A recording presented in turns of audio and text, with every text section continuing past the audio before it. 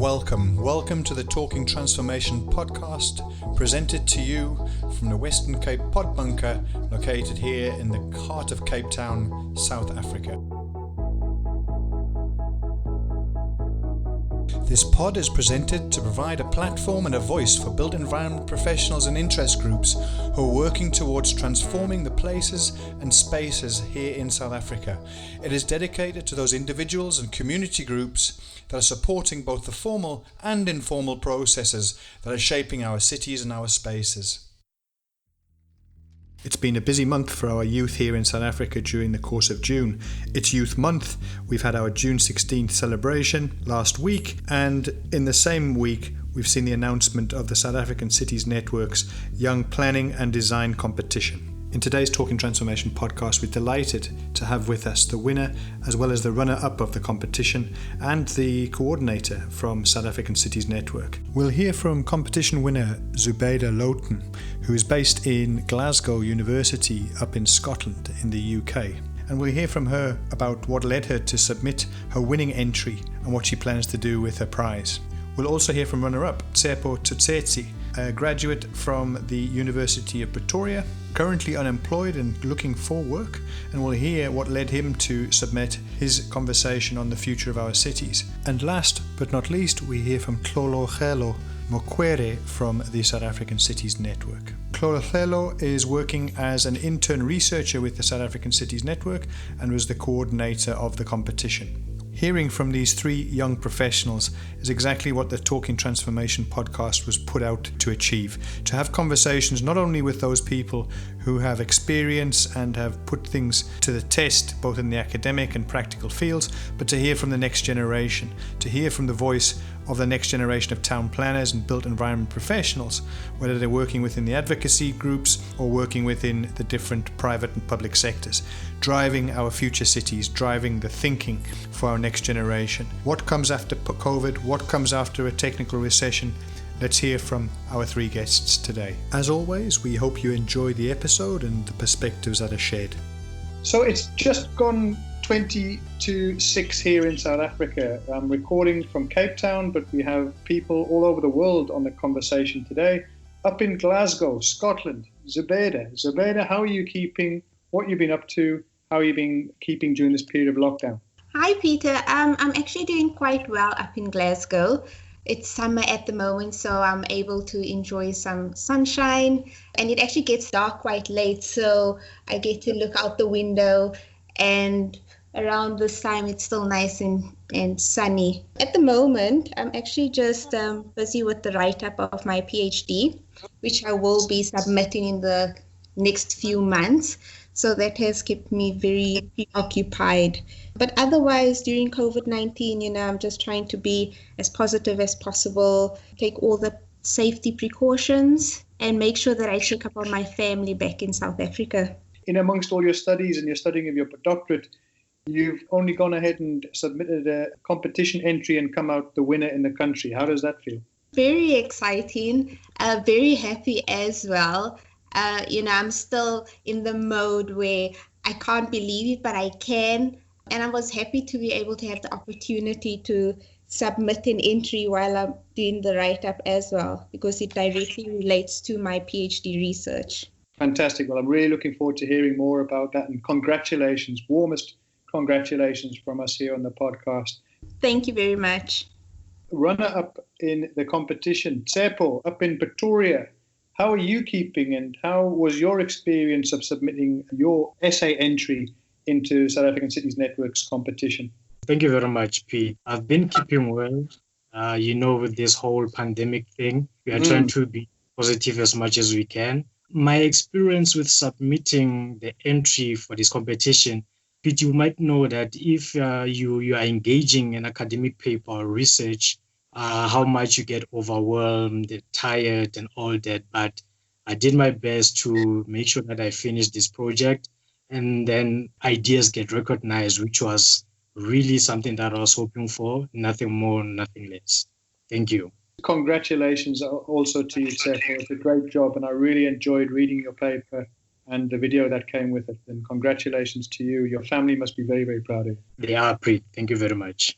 And Tlolo, there in Johannesburg, you are working with the South African Cities Network. You've been one of the coordinators on the project. How are you today, and how is your experience over the last couple of months receiving these entries from across the country and working with the candidates' material that you had available? Hi, Pete. Thanks, everyone, again. I was very anxious in the beginning about the number of entries we'd receive, how the theme would be received, the kind of responses we'd get in relation to that. But it turned out so wonderfully, and we got some very, very interesting submissions. So overall, the process has been a very interesting and I guess fruitful and very rewarding experience for me personally.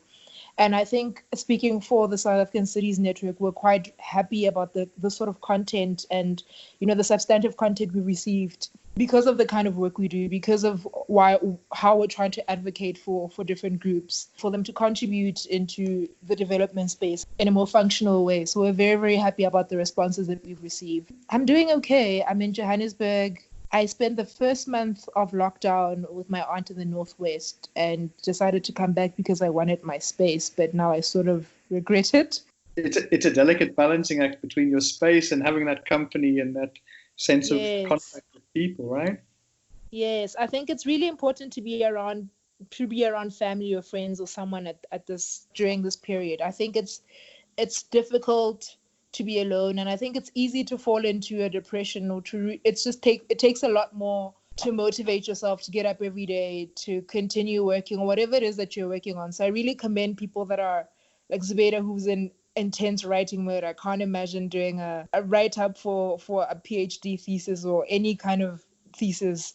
I think we're in a difficult time. So I think it's another thing that we're very appreciative of, that even in this context, people manage to submit exemplary work, and they managed to really, some of them related it to the pandemic. I think Tsepo was one of them, and we had a few others as well who tried to really shed a light on what this pandemic implies on future cities. If I understood correctly, the second time you've run the competition, I think 2018 was the first year, and here we are in 2020. Was there a particular theme, and what were you looking for in terms of the entries from the participants? So, Pete, the overarching theme is planning for our future cities. That's been the consistent theme, the first competition, and it's the theme for the second one. It's the overarching theme. The first competition had a focus on city development strategies. And so it had one, I suppose you could call it one sub-theme in 2018. This year's competition had 4 themes. 2 were focused on spatial development frameworks, either to critique one and to really have recommendations, or on the backdrop of an inclusive SDF, how you would implement some of the interventions in that SDF.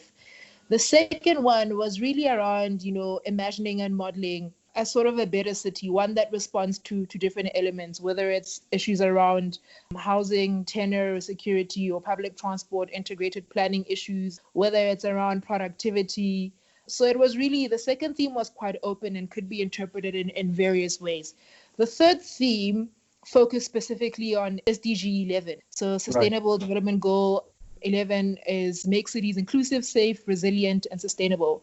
And the request there was to really take the core tenets of that, inclusivity, safety, resilience, and sustainability, and interpret that at the local level. And that's quite important because we're in the last decade of, achieving the SDGs, and that's one of the core ones. And we thought it would be really good to have an input, even if it was to have, a young person interpret 2 of them in a way that's practical and feasible. That would have also really been good. So we thought the themes were really reflected what's critically happening in the urban space, but really also because of the upcoming local elections, and the new administration has a lot to respond to. The outgoing administration has a lot that they should have or did respond to. So this competition really comes at a critical time, and I think it's really good for informing future decisions and people in local government, particularly around what young people have to say and the role that they envision themselves playing in that. So let's hear some of those perspectives. And Zubaida, I'm going to start with you, and I'm going to ask you to tell us a bit about the submission that you made, and basically what was the theme. If I remember correctly, it was looking at Fox Street in Johannesburg, an east-west linkage, which is a very historic historic route plays many different roles. And how did you begin to unpack the role of Fox Street and how it deals with both the future city of Johannesburg as well as dealing with the contemporary issues there? Firstly, what attracted me to it was having the opportunity to disseminate my PhD research and share my vision of what I think the South African city should look like. So I selected the theme number 2 in a way that it is able to tie in with my current research, which is about the socio-spatial transformations of post-apartheid cities. And I actually do a comparative study between Johannesburg and Cape Town public spaces. In order for me to really focus and give a proper explanation of my vision, I decided to go with Johannesburg Fox Street, which is one of my case studies. And the reason I selected Fox Street was because of the east-west link, but also the different pockets of activity along Fox Street. So on one end, you have the Maboneng precinct. In the center, you've got the Carlton Center, you've got Gandhi Square, and you have the mining district. And to the furthest end, you have 1 Fox Street, which is a converted public space, but it is more securitized in that it's not just an open space because it has high walls and it has security guards and it has gates. And so my real interest was, how do I bring across my vision of the future of South African cities in terms of urban connectivity, was because of the spatial fragmentation of South African cities, but also the social link to creating a city that is more inclusive and a city where people actually want to spend their free time. By selecting a spatial environment like Fox Street, where people know it, Gandhi Square, people either have encountered the buses, they've used the buses, people know about the history of the Carlton Center, you're immediately able to envision how the city can redevelop. So I only use Fox Street as an anchor point in which I propose a walkable and livable city. So including things like more residential development will already start to change the business nature of the city by including a residential component. Then I proposed having social activities such as using the public holidays that South Africa has. You know, South Africans like to celebrate public holidays around family, food, and music. So why not use that as a drawing card to the city center? For instance, having a fun run over the Easter weekend. You can bring people into the city space, help them explore the city by walking and running and having activities within the city. So people have a new appreciation of, oh, the city center is not just the space that is feared, but now it's a space where we can come and we can spend our time. And so that links to my actual overall PhD research in really trying to analyze and investigate what the experiences are and the perceptions of public space users. Because my research is all about looking at the lived experience. It's a qualitative study on the street about, you know, what do people see? What do people think of the cities? And how can we use their experiences and their perceptions to redevelop our cities in a way that attracts people to using the city center? You know, it's interesting. I think I rewind 25 years or so ago, I started working. My first job in government was there on Fox Street. It's a street I knew very, very well. A lot of what you describe in your paper has not changed in all that time. The interventions that you presented in your paper, I thought were very practical and very important, and small things, basic things like street furniture, good signage, integrating the transportation. And you've talked about Gandhi Square. And for listeners who haven't been to Johannesburg, maybe it's worth just describing how Gandhi Square operates as that sort of central bus terminus. But yeah, some of the smaller things that you talked about, together with, as you say, the event-based, the fun runs. You talked about multi-purpose use of the space that becomes more of a 24/7 space as opposed to a 9 to 5, and then becomes very difficult to navigate safety, security issues. For listeners that aren't familiar with Johannesburg or familiar with Gandhi Square, it's actually located in a perfect area. It's at the central point of Fox Street. The main bus terminus connects people working in the northern suburbs, the south of Johannesburg.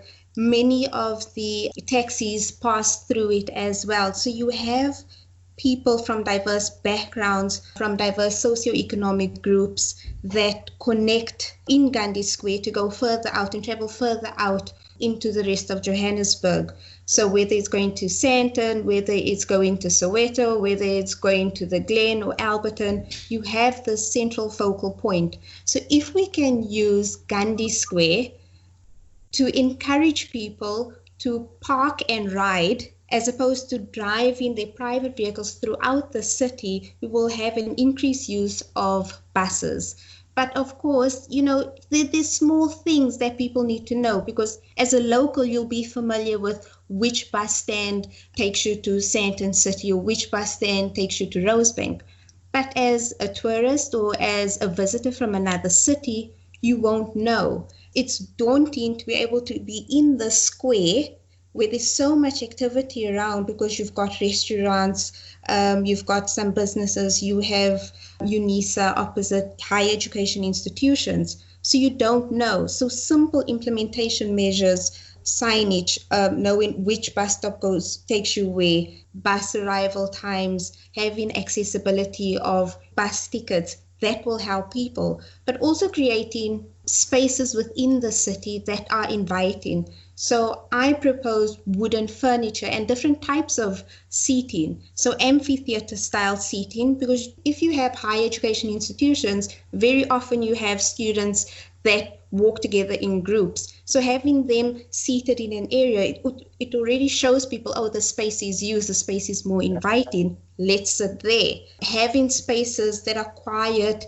outside of working hours, such as empty parking lots, having those converted into bi-weekly farmers markets for the informal traders that are trading already, but in one space, that already livens up the city. And also looking at how students or youth can get involved in craft markets, food markets, those sorts of things that I don't see very often within the city. So that is also something that I encourage, because I think that this will enable us as South Africans not to rely completely on implementation measures or initiatives by government alone, but it's an approach that is from the bottom up, where locals can get involved. People can take ownership of the spaces they use, the functionality of those spaces. Fox Street has many things happening at different parts of it, but then you have dead spaces in between where there's no activity. You can drive between a street and there's no buildings facing on or windows facing onto the street. People already guarded. So if we can change that, if we can make those dead spaces within the city more inviting, we're already changing the way people feel. And Hlolo, from your side, when you assessed Zubaydah's submission, I think you found it was particularly relevant and, as I resonated with you as a resident in that area. What were your thoughts when you were looking at Zubaydah's submission? I lived not far from Gandhi Square or Fox Street about 2 years ago when I was starting my master's. So I'd walk across, I don't know if any of you are familiar with Nelson Mandela Bridge, between Wits and where I lived on McLaren.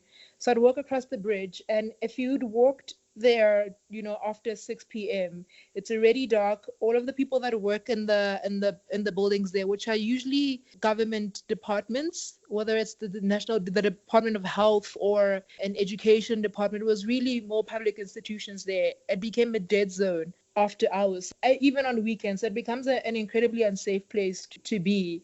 And I think what spoke to me about that submission was really the idea of activation. And it's the idea of really activating public spaces. And I remember in our conversation 2 days ago, I mentioned, Jane Jacobs and having this eyes on a park or eyes on a public space. And you do that by activating the space, by making sure that there's multiple diverse land uses. The space is used in different ways. So for me, the idea of using Fox Street to anchor and to catalyze different types of uses, mixed uses, residential, recreational spaces, to have it be a working space, to make sure that at all hours of the day, there's always some sort of activity. That for me is a great approach to security and to creating an inviting space, to creating an inviting inner city, particularly, and inviting Johannesburg. So I think that really spoke to me. And I remember during that time, it was just not to to deviate, but it was really when about 2-3 years ago when cases of femicide started becoming a lot more visible. So it was just always me and my pepper spray, being worried that I'd be abducted and raped and murdered, and my family would not be able to find me because it's dark. Of course, we can think of security cameras and patrols as a security measure, but of course, preventative measures as well are some of the things that we try to focus on, and we highlight a lot of those through our urban safety work, which is, preventing security issues by creating spaces that are active, by creating social cohesion, by creating just areas that invite different groups of people. And if that area really invites informal traders, if it invites young people, if it invites people to be creative in the space, whether it's young or old, creative spaces, then it becomes an active space, and it becomes a space that we don't have to worry about having cameras in, because there's people there, there's eyes on that space, there's continued kind of public police, social policing, like we're surveying each other and ourselves. And so I think for me that's what resonates with me, and that's a lot of the things that come up in our urban safety work are those inputs around really preventing security issues instead of coming in and reacting to them. I mean, I think it spoke to a lot of the judges because of how localized it is, because of how practical it seemed. And I remember one of the judges mentioning, the judge was actually from eThekwini and is a deputy city manager, and was just saying, using something as simple as a SWOT analysis is so important when going into assessing a place and an intervention, whatever the issue is there. But a SWOT analysis as an actual tried and tested tool to analyzing a particular space and trying to figure out what are the assets in that area, who do we speak to, how do we engage with the people here, how do we create a place-based approach, what are the strengths, what are the opportunities, how do we leverage on those things to create a kind of space that responds to the people's needs and to the kind of issues that have been highlighted in that area. But Zubaida, coming back to you before we move across to Tsepo's submission, how are you now thinking about and pulling that into your work in the PhD? You're obviously doing your research there in Glasgow, building on the work that you've submitted and say it's an award-winning piece of work.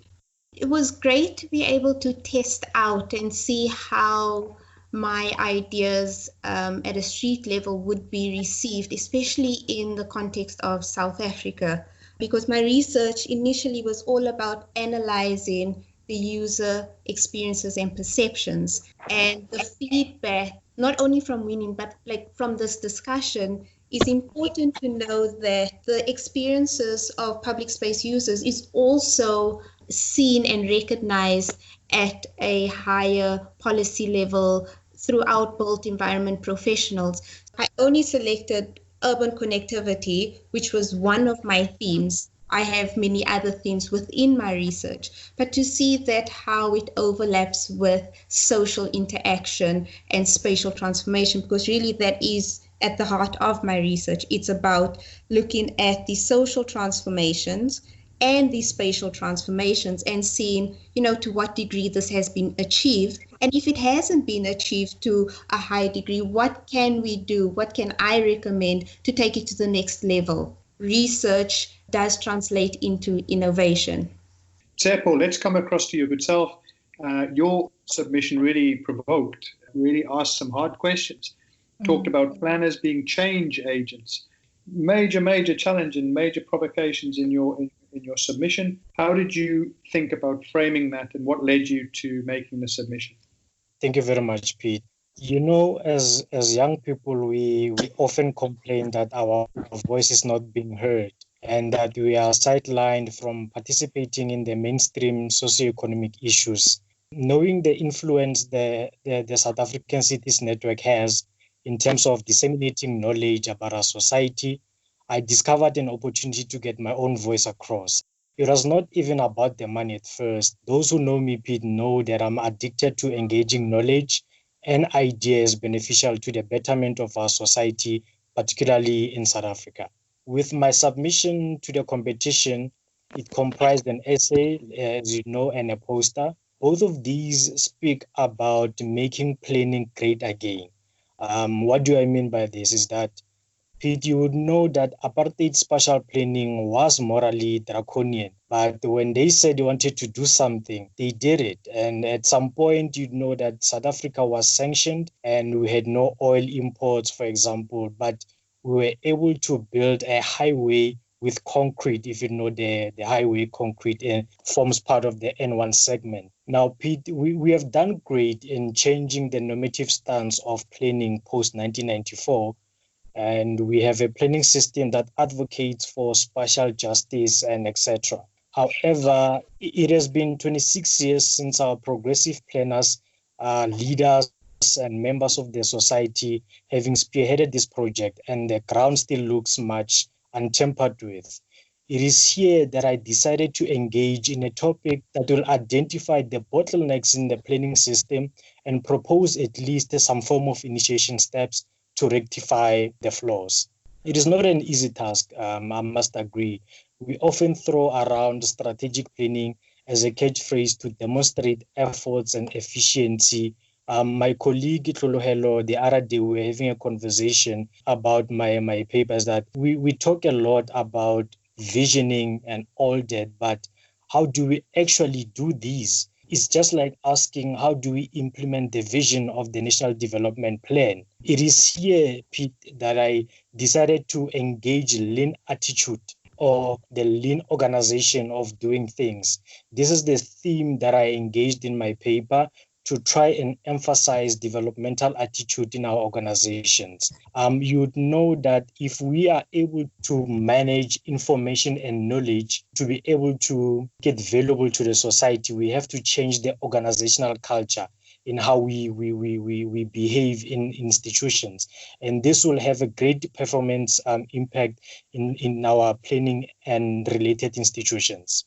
You describe yourself as an aspiring strategic planner. You are clearly very articulate in your thinking. What is it you think we should be doing more of in terms of getting a more responsive change agency approach within our profession? We must first address the political glitches that we have as a country. And also is that we can start as government institutions at all levels. I think we must start thinking efficiency, not only propose efficiency in terms of policy thinking and policy writing, because I think we are very much excellent in writing good policies in that regard, but how do we actually practice efficiency and the developmental attitude in our institutions? We can start thinking about organizing ourselves to be less wasteful, for example. We can start by including people who really matter in all levels of government. We must also start to induce patriotism in our public agents, for example.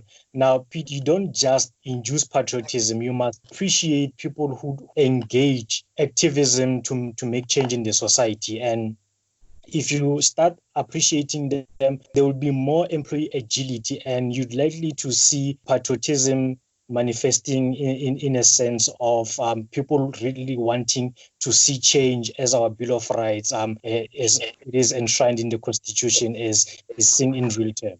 Tlolo, would you like to come in on what the judges thought of the submission that came from Tsepo and why it resonated? Two of the judges that managed to look at Tsepo's entry were actually city officials that work in quite strategic offices. And for them, as urban planners and people that are quite familiar with the organizational, institutional cultures and some of the constraints that they have to function in, the judges thought that it was quite a good representation and demonstration of this mismatch between the tools that we have and how we're supposed to be leveraging them, the policy, Spluma, and how spatial transformation happens or doesn't actually happen at the progress that's been anticipated.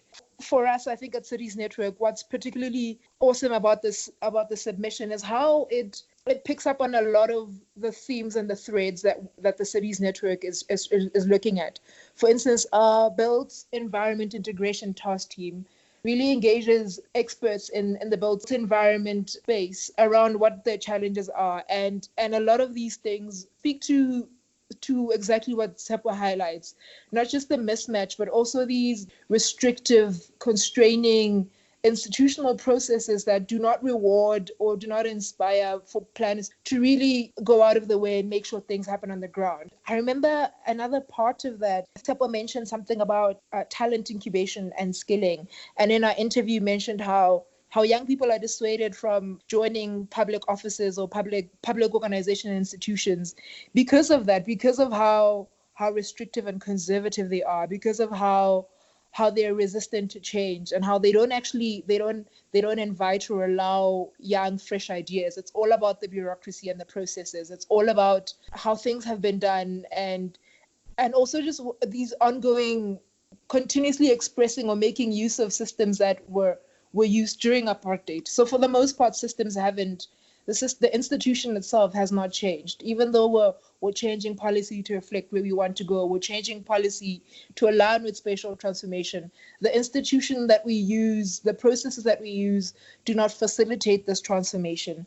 And I think those things really, really spoke to the judges, and they reflect a lot of the work that we do here as well. It's a critical theme that we need to analyze, and it's one of the things that we're focusing on with the upcoming State of Cities report. We're bringing in this theme as a kind of overarching thread throughout sustainability, throughout built environment, throughout inclusion or productivity. How are the governance structures, organizational cultures, institutions? How are political affiliations, caterism or political agendas? How are they really affecting this change that we say we want? How are they stopping people at the lowest of levels, civil servants that are at the interface with civil society? How are they impeding from them doing their job? How are these processes that are there stopping even people that generally do want to help? How are they stopping them from doing their job? So I think the high level kind of approach that Tepo has to policy and practice was really, really valued by the judges, because it really highlighted that there's a disjuncture, there's a disconnect between what we're saying we want, what is actually happening, and even the slow progress that we have made towards that, given how extensive and well developed our policy and legislature is. Tepo, coming back to yourself, there was a few elements that really struck home with me in your submission. You talked one stage that cities are not buildings, people make cities. And whenever we engage, city planning and governing need to strive for social, spatial, economic justice. What's your thoughts on that? And what led you to incorporate some of that thinking into your paper?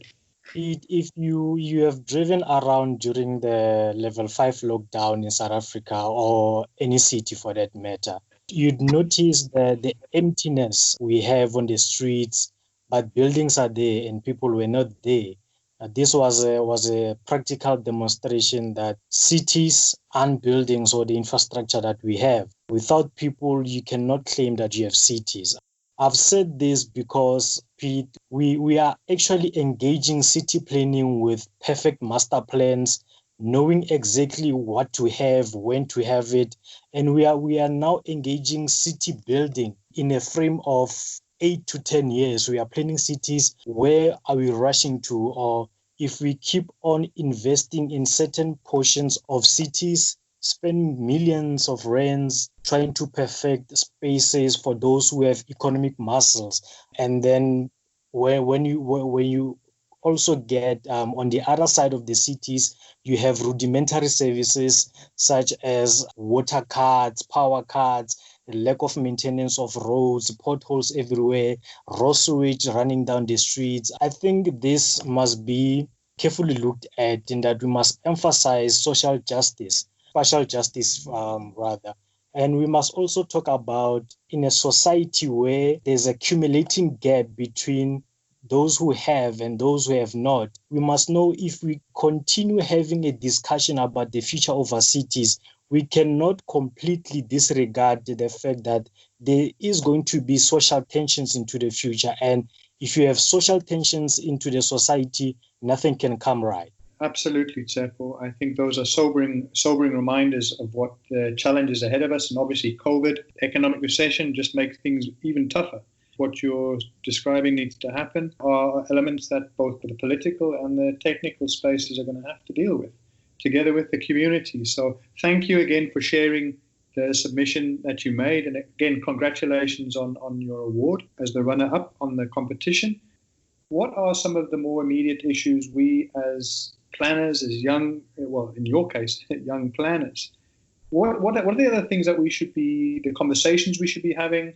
How should we be having them? It's been interesting this week on some of the social media platforms, increasing sort of agitation around some of the professional institutions about their role, responsibility, and active participation in assisting particularly young graduates, young planners, people who are going into study and coming out of tertiary education. I'd love to hear what your thoughts are and how you think we should be shaping these conversations. Okay, I can start. Of course, a lot of the work that Cities Network does is really around elevating and amplifying youth voice and trying to get it to be filtered in to decision making. But as a young person, what I think are some of the most critical issues is just service delivery and access. And by access, I want to kind of refer back to some of the work that I did in my research, because it reflected the way I was raised and the access that I had to things. And it was really around like public space and nature reserves and how they're located in, I guess you could say, affluent areas, and how that affects the way people approach everything else, and how the fact that you need to take two, three taxis to get to a certain place really affects the way your trajectory kind of plays out. So service delivery, making sure that people do have access to their basic of services, number one. Access to education, access to water and sanitation, those are really, really important, and those are critical for the urban poor. Those are critical for people in informal communities. Those are critical for people with disabilities. And we're even working on something now where a core thing that's been highlighted is how people with disabilities that live in informal settlements or townships are even more disadvantaged, and how if they're young people, they're almost crippled, and they crippled by the inability to contribute and to participate in society in a more active way because of these blockages, because of the lack of access they have to the means of productivity. It's even also something like ICT, which is another thing that we need to discuss when it comes to young people. A lot of young people they're becoming entrepreneurs. They're in e-commerce, and again, we need to discuss the digital divide.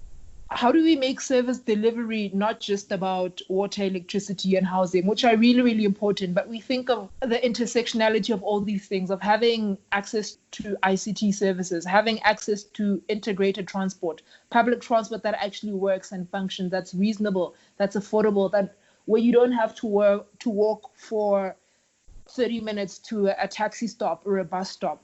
Integratedness, and how that level of access really, it helps you connect to your opportunities, how it enables you to participate in a more active way. So for me, the issue of access has always been something that's spoken to me. And I'm just thinking of how, I grew up in the south of Johannesburg in the Vaal, in a township called Sebokeng. And so coming to Wits is a journey if you're a traveling student. And I'm thinking of friends that lived in Soweto who had to travel quite early in the morning, who had to catch taxis and make sure that you get your taxi before, when the time is still right, or you don't want to be out till late.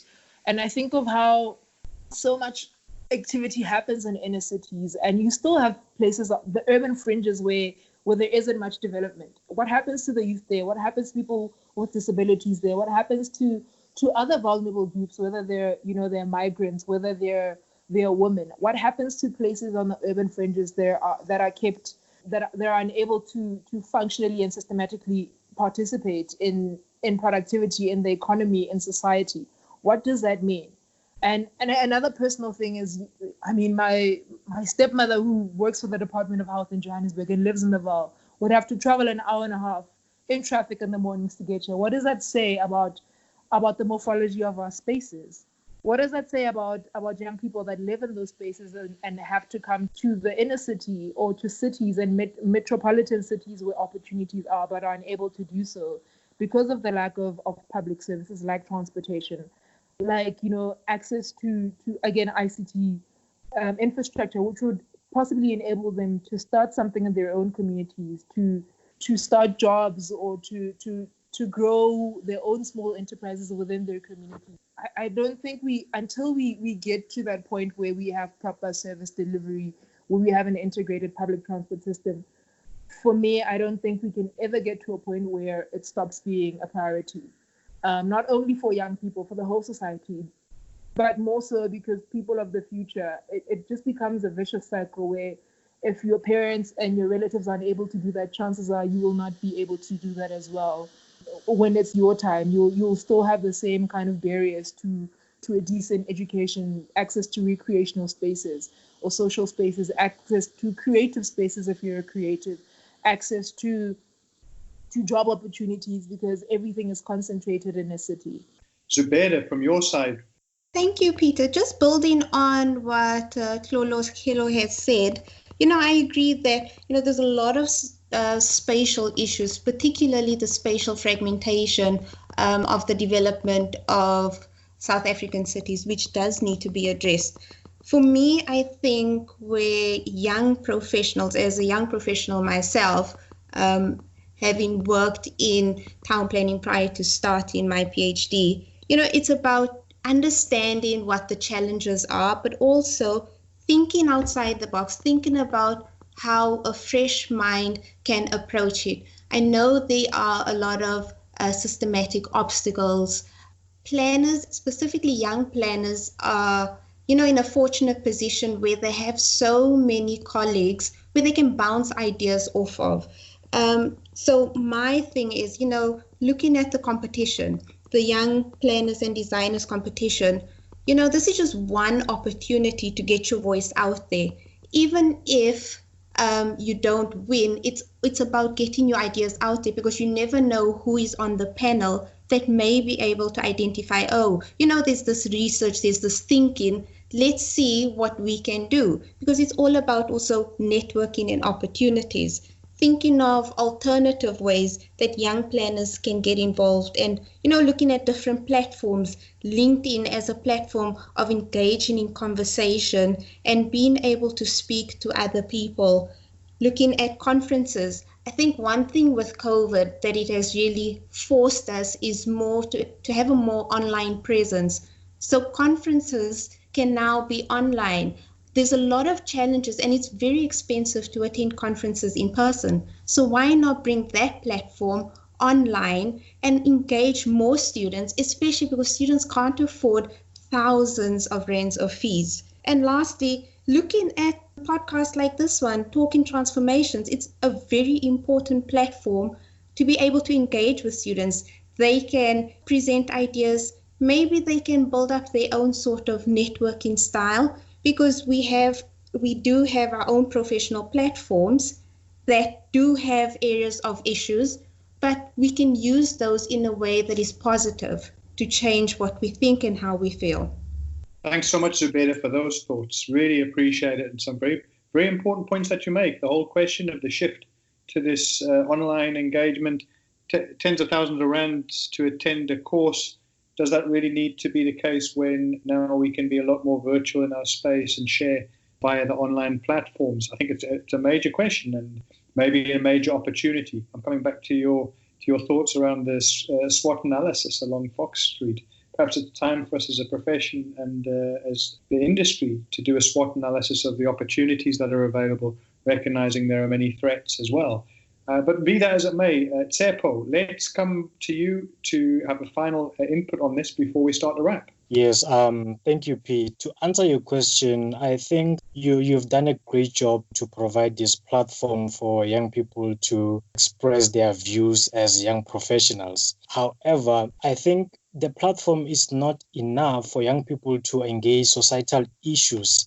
I mean, the activism that I possess, Pete, was inspired by my senior lecturer. You might know him, Dr. Johnny Kotzie. You know that it has always been at the forefront of transformation talks, and I'd like to continue that energy and start thinking about ways to implement change and not just practice conventioneering around it. Pete, the COVID-19 global pandemic has demonstrated to us that we are more vulnerable than ever before, and we need more active, energetic change agents, the think tanks, and that is young planners or young people. And young people must be the drivers of change. And of course, we need courage, support, and take valuable lessons from those who came before us. The attitude must always be progressive. We must be given a chance to meaningfully engage societal issues, and most importantly, the economy. Ideas young people have deserve to be embraced and supported by their senior citizens. I think with your podcast, it's one of the great things that we can start going through that route rather.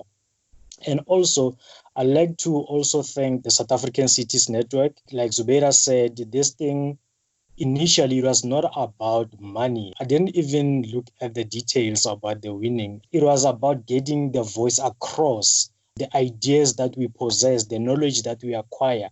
How do we make sure that it is reached to the right people, and hopefully decisions will be made effectively from those. And you know, Pete, the future for young people is very dark, considering that we are heading for the future that we don't know what's going to happen. I mean, for example, you know that the artificial intelligence and machining in workplaces will replace largely work for many people. And we are likely to face an economic dilemma where we will have markets disappearing. And it's quite a dilemma for us as planning people or the planning fraternity to engage issues to make sure that our interventions, they close the accumulating gap between our interventions and the poverty that is advancing in the society. And I think more people who possess ideas need more platforms, and they need to be listened to more. And I think you, as the podcast, Pete, and the South African Cities Network is heading to the right direction. Thank you. Again, thank you very much, Tsepo. I appreciate those thoughts, and again, touching on just a whole range of really, really important issues. The future is bleak right now for many companies, for individuals, for young graduates, for the unskilled.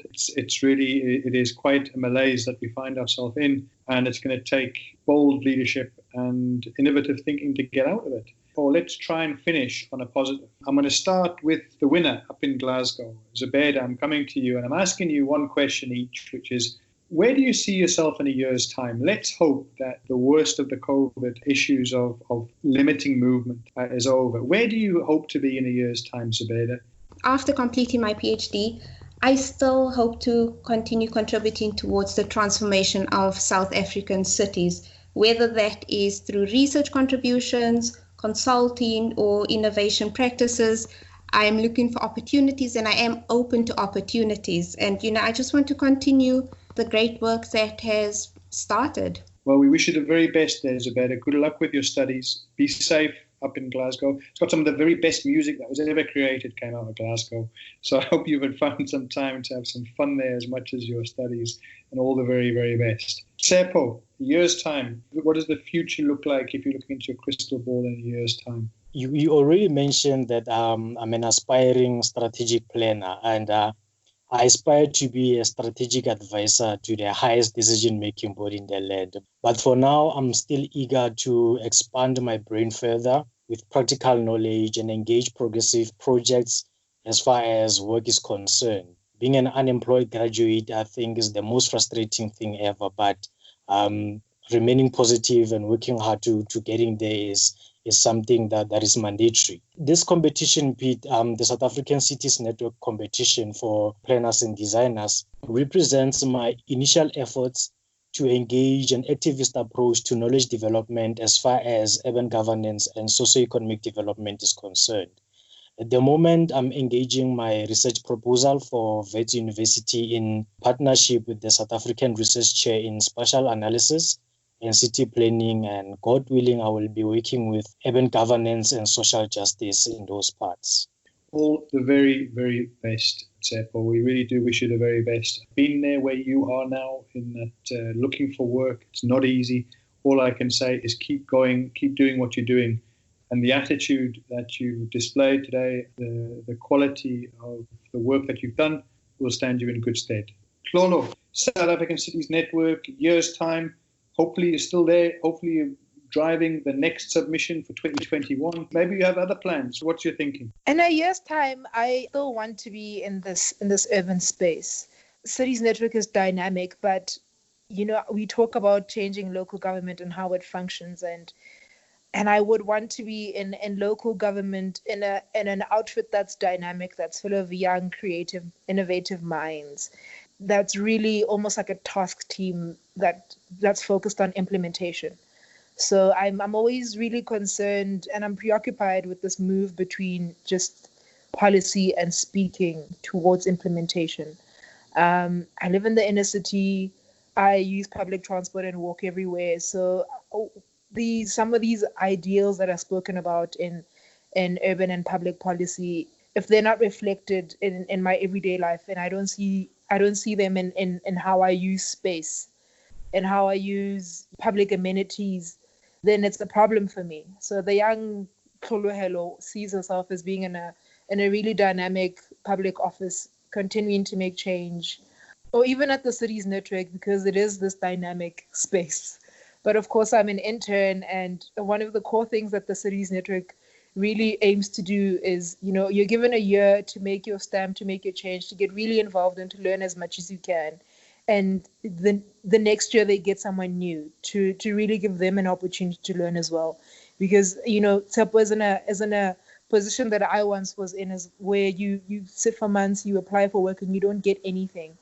But opportunities like this, where you're in an internship and you're in an organization that makes it a point to get new, fresh ideas, to give young people a platform to grow, to develop themselves, professionally, to learn about the space that they've decided that they want to work in. Of course, it's amazing it's good to have job security, but to have spaces like this that recognize that young people are graduating every year, that recognize, the high rates of youth unemployment, that recognize that sometimes a young person just needs one chance to join in, to learn about the space that they're in. And then from there, they can decide what they want to do. They might decide to go in a different direction. They might decide to start their own business. It's getting that first, getting your foot in and getting that space where an opportunity to be continually stimulated, where your mind functions and you're able to think about what other options and opportunities you have. So I think, that's where I see myself. And I think I want for young people to see themselves as joining an organization like Cities Network and making their stamp and making their change and contributing and shaping, different programs. Times are tough, but when I hear you thinking and your headspace, the positivity that you're showing, irrespective of which position you're in right now, from a working point of view, it's really encouraging and exciting. And I really wish all three of you the very, very best. Good luck to you in the future, colleagues. Thank you for spending some time with us this afternoon, and all the best. Be safe, and hopefully we get a chance to check in the coming weeks and the coming months to find out how you're keeping. Be safe, and all the very best for the rest of the weekend. Thank you, Peter. Likewise. Thank you, Peter, and same to you all. Thank you very much, Pete, for the engagement. It was really fascinating, and good luck for the future to you too. We hope you enjoyed this episode of the Talking Transformation podcast. Please engage with us and let us know your thoughts on this episode. You can do so via the Anchor podcast platform. There's a voice message function available via the app. You can also follow us on Twitter via Talking Transfo and the number 1. So Talking Transfo 1. Our theme music is kindly made available by Tribal Need. Find out about the music, the street art shows here in Cape Town and Europe via tribalneed.com.